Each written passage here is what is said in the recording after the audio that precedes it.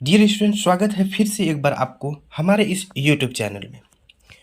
तो यहाँ पे आपके सामने प्रश्न है, देवनागरी लिपि के अक्षरों में स्थिरता कैसे आई। ठीक है, देवनागरी लिपि, देखिए देवनागरी लिपि के जो अक्षर होते हैं, वर्ण होते हैं, उसमें स्थिरता आ गया। ठीक है, मतलब ठहर गया है। आखिर कैसे? स्थिरता का मतलब क्या हो जाना? ठहर जाना, रुक जाना। ठीक है, और उसमें किसी भी तरह का चेंजेस, बदलाव नहीं होना। ठीक है, यही होता है स्थिरता।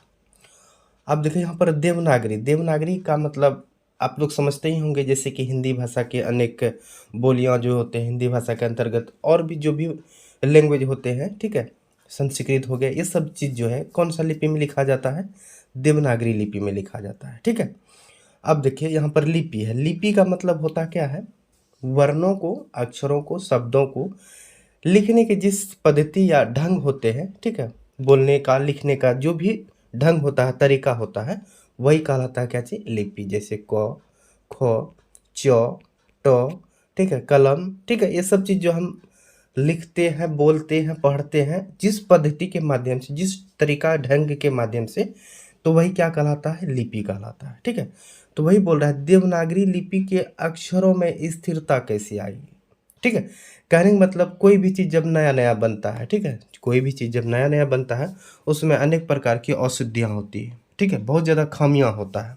ठीक है, होता क्या है, धीरे धीरे वो अशुद्धियाँ धीरे धीरे क्या होते जाता है? शुद्ध होते जाता है। खामियां जो है वो बिल्कुल कन्फर्म होते जाता है, किसी भी तरह का और उसमें गलती नहीं रहता है, जिसके वजह से और उसमें किसी भी तरह का हम चेंजेस नहीं कर सकते, बदलाव नहीं कर सकते हैं, और वो क्या हो जाता है? स्थिर हो जाता है। ठीक उसी प्रकार जो है यहाँ पे देवनागरी लिपि के अक्षर जो होते हैं, क, ख, ग, च, छ, ठीक है, तो ये हो गया अक्षर। तो देवनागरी लिपि के अक्षर में अब स्थिरता आ गया। अब किसी भी तरह का इसमें चेंजेस नहीं होगा। कहने का मतलब जितनी भी अशुद्धियाँ, गलतियाँ थी, सब के सब क्या हो चुके हैं? ठीक ठाक हो चुके हैं, जिसके वजह से उसके अक्षर जो है क्या हो गया है? स्थिर हो गया। आखिर ये स्थिरता कैसे आई?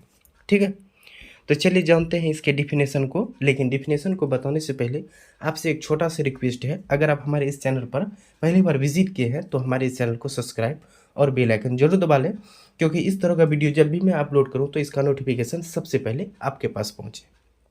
तो चलिए जानते हैं। देखिए बोल रहा है कि लगभग 2 सदी पूर्व। ठीक है, 2 सदी का मतलब होता है 200 वर्ष। ठीक है, सदी मतलब शताब्दी, शताब्दी का मतलब 100 होता है। ठीक है, तो 200 पूर्व, ठीक है, लगभग 2 सदी पूर्व यानी कि 200 वर्ष पहले, पूर्व मतलब पहले, पहली बार देवनागरी लिपि के टाइप बने। सबसे पहली बार देवनागरी लिपि के क्या बने? टाइप बने। ठीक है, और इस लिपि में पुस्तक छपने लगे। पहली बार 200 वर्ष पहले जो है, पहली बार देवनागरी लिपि के क्या बने? टाइप्स बने। ठीक है, और इसी लिपि में पुस्तक क्या होने लगी? छपने लगी।